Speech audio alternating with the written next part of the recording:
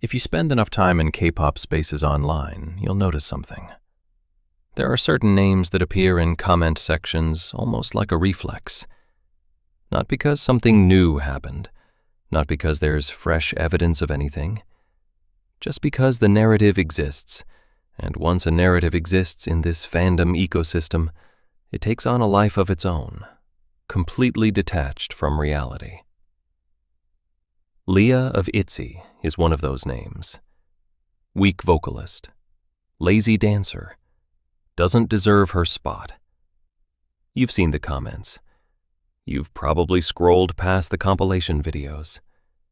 And if you're anything like me, you've reached a point where you're just tired of watching the same dishonest story get told over and over again while nobody stops to actually examine it. So today, we're examining it. Quick context for anyone who isn't deep in the ITZY world. Leah is a vocalist and member of ITZY, a 5-member girl group under JYP Entertainment that debuted in 2019. From day one, ITZY built their reputation on 2 things: a sharp, confident identity and performance quality that consistently set the bar for their generation. Leah's role in the group has always been vocalist first. Her voice sits in a different register than most of her members, softer, more melodic, built for emotional delivery, rather than the kind of sharp, aggressive tone that tends to get celebrated loudly in K-pop spaces. And I think that distinction matters, because a lot of what we're going to talk about today comes down to people confusing different with lesser. Let's start with the dance criticism, because this is where the narrative was born. And once you understand how it was born, the whole thing starts to unravel. The origin point that gets cited over and over again is a relay dance segment from KCON Thailand in 2019. If you've been in ITZY spaces for any length of time, you've seen this clip. Critics point to it as the moment Leah's lazy dancing was exposed, her movements noticeably softer, less explosive than her members. Here's what those critics consistently leave out. Leah was performing through a leg injury. She was wearing long pants, specifically to cover a brace on her leg. She showed up, completed the schedule, and did not make a single public complaint about it. And the internet took that performance, a performance she delivered injured, through physical pain, because she refused to let her group down, and turned it into the foundation of a years-long smear campaign. The very origin of the lazy dancer label is built on a lie. Not an exaggeration, not a misread. A factually compromised moment being deliberately stripped of its context and recycled as evidence. And here's what makes it worse. That's essentially all the evidence there is. Every criticism of Leah's dancing traces back to the same small handful of moments from 2019 to 2021. A slightly tense expression during the complex choreo of Wannabe. A minor energy dip during the notoriously cardio-intensive Not Shy. A positioning mistake during the live Mafia in the Morning stage. A mistake Leah herself explained happened because she couldn't see behind her. That's it. That's the entire case. Think about what that actually means. Critics have been pointing a microscope at this woman for 5 years, and the best they can produce is a handful of live performance moments that could be pulled from any member of any group if you look hard enough. Because here's the truth about live performance that anyone who has ever actually performed anything understands. It is a completely different animal to a music video shoot. Fatigue is real. Nerves are real. Spacing on a live stage is different every night. Minor mistimings, slightly off isolations, a face that looks tense under pressure. These aren't character flaws. They're Tuesday. The critics didn't apply this standard to Leah because they genuinely believed she was weak. They applied it because they had already decided the narrative and were working backwards to justify it. And Leah's actual style didn't help her. Not because her style is bad, but because her style doesn't perform for the back row. Her movement tends to be controlled, intentional, and precise, rather than exaggerated and explosive.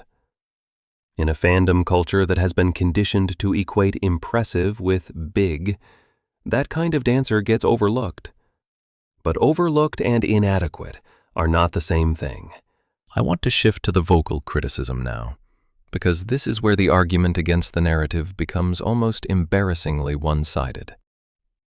The claim is that Leah is a weak vocalist, that she doesn't pull her weight, that she doesn't deserve the platform she has. So let me ask you something.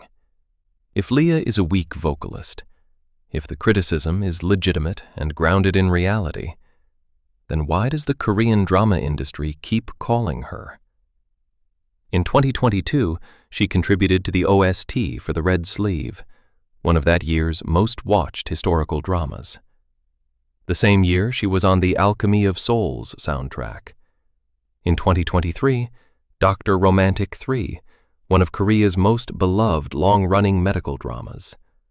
2024 brought The Fiery Priest 2 and a duet contribution to The Tale of Lady Ok alongside actor Chu Young-woo. In 2025, Ms. Incognito, and in 2026, Idol 1. 7 drama OSTs across 4 years, major productions, massive viewerships, music directors who have heard every vocalist available to them and still picked up the phone and called Leah.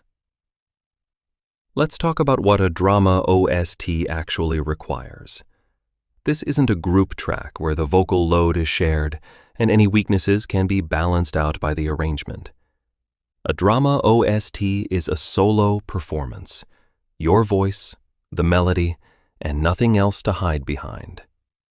These are songs designed to carry emotional weight for pivotal scenes that millions of viewers will watch. The music directors selecting these tracks are professionals. Their job depends on making the right choice. They chose Leah, repeatedly, consistently, through her hiatus, through every wave of online criticism. While the comment sections were telling one story, the industry was quietly telling a completely different one. And the duet is worth pausing on specifically. Being selected to record alongside another artist requires a vocal director to trust that your voice will hold up in direct comparison, in close proximity, with nowhere to hide. That is not a decision made about a weak vocalist. Here's what I think is actually happening with the Leah narrative, and this goes beyond just her. K-pop criticism online has a visibility problem. The loudest voices aren't always the most informed ones. And in a space where solo fan cams and compilation videos can be edited to tell any story the creator wants to tell, perception can be manufactured. Take the most unflattering 5 seconds of anyone's career, strip the context, loop it, and attach a confident caption, and suddenly it's evidence. Leah has been the target of that machine for years. And the reason it's been effective isn't because the criticism is true. It's because it was repeated loudly enough and early enough that people stopped questioning it. But the receipts were always there for anyone who looked. The OSTs, the stages, the injury she performed through without complaint, the group she helped hold together, the return she made after one of the most difficult periods any idol has had to navigate publicly.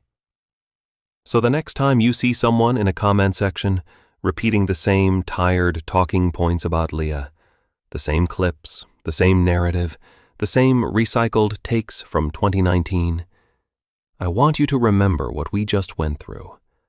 The foundation of the criticism is an injured performance, with the injury deliberately removed from the story.